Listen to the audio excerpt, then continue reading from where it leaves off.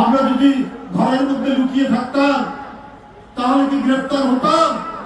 ছাত্র জনতার সেই আন্দোলনে আওয়ামী লীগ মানে হানাহানির দল, কিন্তু যারা ইসলামের নাম নিয়ে কথা বলে তারা শেখ হাসিনার 86 সালে নির্বাচনে গেছেন না। এখন এই মব জাস্টিস সমাজের একটা ক্যান্সারে পরিণত হয়েছে।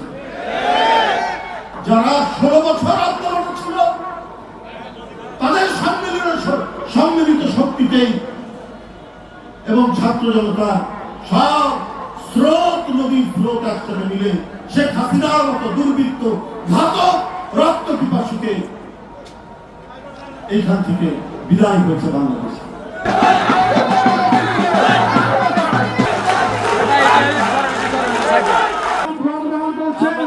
আমাদের প্রিয় নেতা যুবদল ছাত্রদলকে ভারপ্রাপ্ত চেয়ারম্যান বলেছেন তাদেরকে এমনি বহিষ্কার নয়, আজীবন বহিষ্কার করো, সাথে সাথে আজীবন বহিষ্কার করছে। এটাই তারেক রহমান। এবং তাই নয়, পুলিশ প্রশাসন শুধু এই ঘটনায় নয়, সারা বাংলাদেশে বিএনপির নামে যারা অপকর্ম করছে তাদেরকে শুধু দল থেকে বহিষ্কার করে ক্ষান্ত হয়নি, বিএনপি নিজে মামলা করছে, পুলিশ প্রশাসনকে বলা হচ্ছে যে আপনারা মামলা করেন। এই অনেক প্রমাণ তো নারায়ণগঞ্জে আছে, নারায়ণগঞ্জের নেতারা বলতে পারবে সেটা, অনেক দৃষ্টান্ত আছে। কিন্তু আজকে দুই একটি সংগঠন ইসলামী লেবাস দুই একটা দিতে সবাই আর নতুন কিছু মাসুম বাচ্চারা এদেরকে নানাভাবে তাদেরকে দিয়ে কথা বলাচ্ছে। কিন্তু আমার তো এই বিষয়ে কথা আছে, যদি বিএনপি কাউকে আশ্রয় দিচ্ছে বা প্রশ্রয় দিচ্ছে, আশ্রয় দিচ্ছে, তাহলে আপনি কথা বলতে পারবেন। এটা তো দিচ্ছে না। আপনার মব জাস্টিস, আমরা তো পুরো বেগম খালেদা জিয়ার আমল গেছে, নানা আমল গেছে, আমরা মব জাস্টিসের কথা তো শুনিনি। এখন এই মব জাস্টিস সমাজের একটা ক্যান্সারে পরিণত হয়েছে। কারা করছে এটা সবাই জানে। আজকে ছাত্র দলের নেতা সাম্য ঢাকা বিশ্ববিদ্যালয়ের পাশে সোনারদি উত্তরে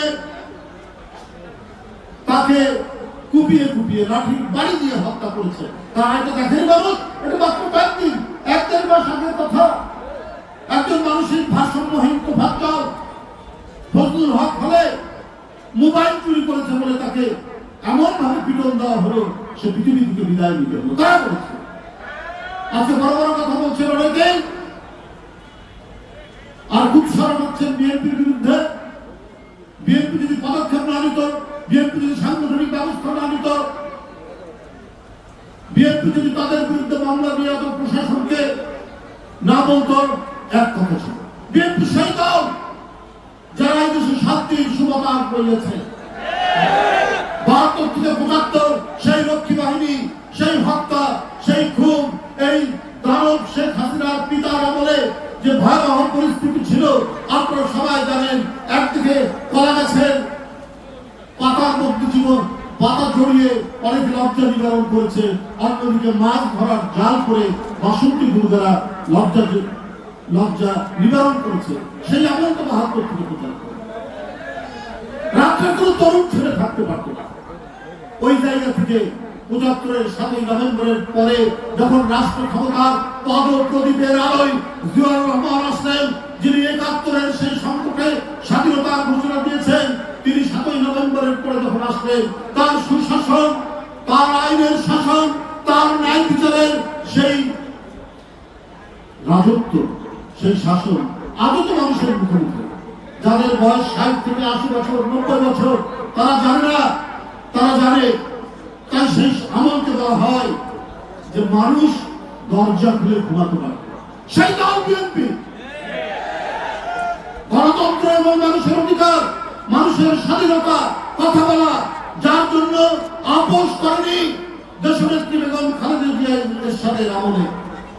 কত প্রলোভন ছিল, কত ধরনের আপোষকারিতার সুযোগ ছিল, কিন্তু জনগণের কাছে দেওয়া ওয়াদা, অঙ্গীকার উনি ভঙ্গ করেননি। করেছে কে? আরে আওয়ামী লীগের চরিত্র তো সবাই জানে।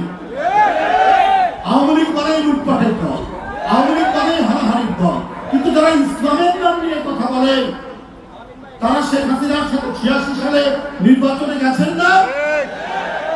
তারাও বলেছিলেন যারা কি বলে যে এরশাদের অধীনে নির্বাচনে যাবে তারা জাতীয় দল। হাসিনাও বলেছে, তারাও। তাহলে এটা কোন ধরনের ইসলাম? আল্লাহর ইসলাম, আমাদের প্রিয় নবীর ইসলাম। এটা তো হচ্ছে অঙ্গীকার ভঙ্গ না করা, এটা সত্যের পথে থাকা।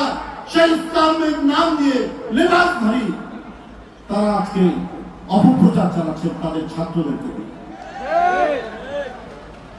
নানাভাবেই তারা অপপ্রচার দিয়ে দেখছে যে কোনো কাজ হচ্ছে না, তাই আজকে কারো কারো তাবেদারি করার চেষ্টা করছে। কারো তাবেদার শক্তি একটা শেখ হাসিনা ছিল, এখন সেই জায়গায় এজেন্সি নিয়েছে এরা।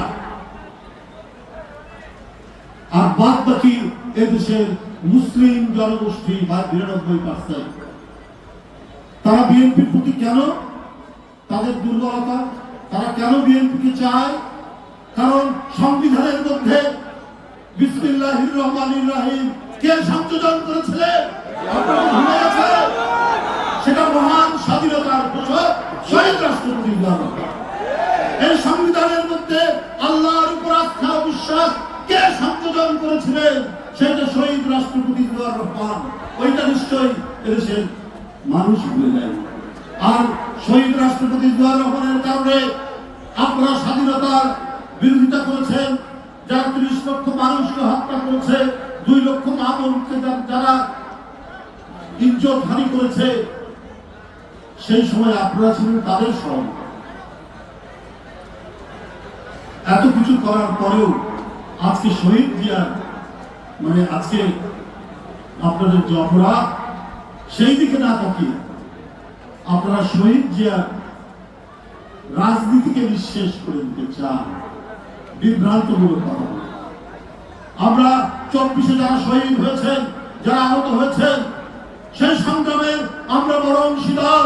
সেই সংগ্রামকে সংগঠিত করেছেন, সেই সংগ্রামকে জাতীয়তাবাদী শক্তিকে সংগঠিত করে সেই ছাত্র জনতার আন্দোলনে যিনি সম্পৃক্ত করেছেন, তার নাম তারেক রহমান। বিএনপির ভারপ্রাপ্ত বিএনপির এমন কোন নেতা নাই। এই নারায়ণগঞ্জ বলুন, মুন্সিগঞ্জ বলুন, মানিকগঞ্জ বলুন, বান্দরবান বলুন, সাতক্ষীরা বলুন, ভুরুঙ্গমারি বলুন, দিনাজপুর বলুন, বরিশাল বলুন, বরগুনা বলুন, সারা বাংলাদেশের টোটাল সমগ্র জাতীয়তাবাদী শক্তি তারা ওই আন্দোলনে ঝাঁপিয়ে পড়ে ছাত্র জনতাকে সহায়তা করেছে। আমি গ্রেপ্তার হয়েছি 19শে জুলাই। আমার সাথে বিএনপির আরো গুরুত্বপূর্ণ নেতা তারা গ্রেপ্তার হয়েছে। নারায়ণগঞ্জের অনেক গ্রেপ্তার হয়েছে।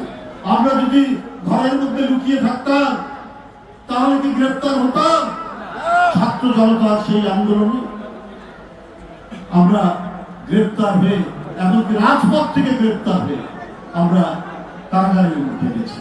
তাহলে ছাত্র দলের ১৪২ জন ছাত্র দলের নেতাকর্মী নিহত হয়েছে। ২৩ জন রিকশাওয়ালা যারা বিএনপির সমর্থন করে তারা মারা গেছে পুলিশের মধ্যে। এরা যে আত্মদান করলেন কিসের জন্য? এটা কি শুধুমাত্র কোন একটি দল বা কয়েকটি ছাত্র সংগঠন? তা তো না।